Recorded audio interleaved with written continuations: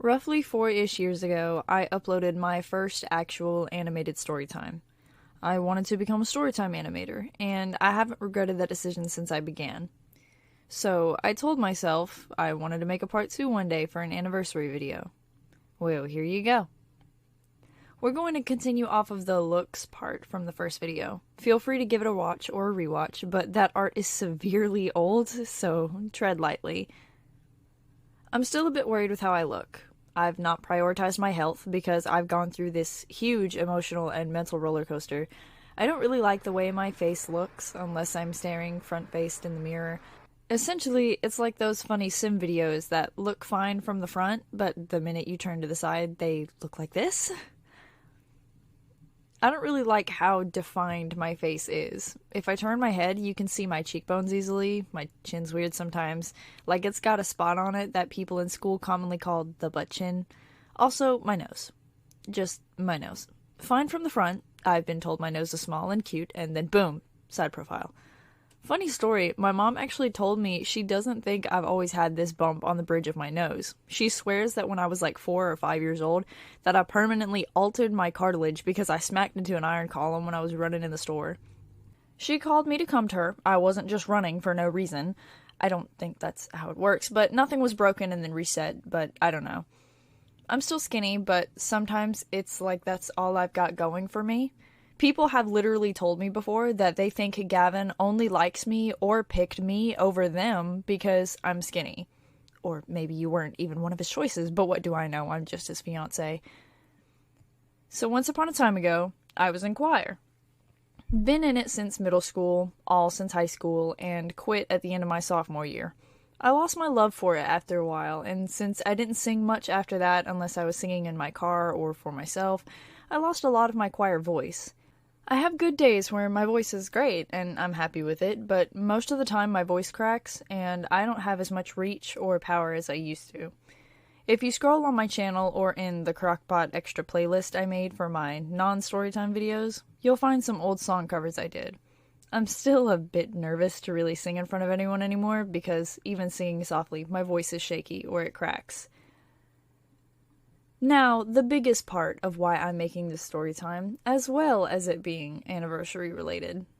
My entire channel is based around food. I love food, love to eat, and I encourage everyone around me to eat, making sure they're comfortable enough to eat, even if you're picky like me.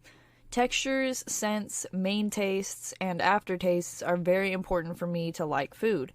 Trust me, I wish I wasn't picky, but I can't help what I like and dislike. I don't like fat on my foods, so I trim it off best I can and either give it to Rex or give it to my fiance. I don't like to waste food, because I've been bitched at enough in my life for that. If someone else doesn't eat all their food, though, you will not hear me making comments, because I try my best to not make others feel the way I have before. Next point on food. Despite me being really happy to eat a lot, it does not mean I'm automatically comfortable around everyone enough to eat my normal amount. It takes me a bit to actually be comfortable to eat in front of others and not feel like I'm being watched.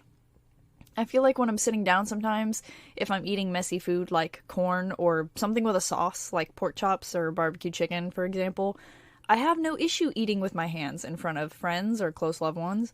However, in front of other people, I feel like even if I eat slowly to avoid looking like a literal starved animal, I feel everyone's eyes are on me. That might not be the case, but it's how I feel. I feel judged, and then not long after, I'll lose my appetite. If you meet me for the first time, I'm definitely going to have a small amount on my plate.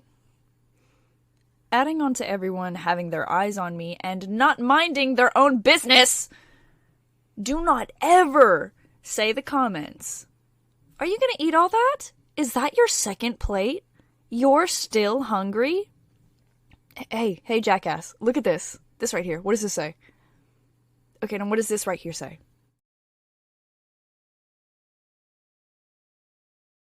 You need to focus on your plate and your business.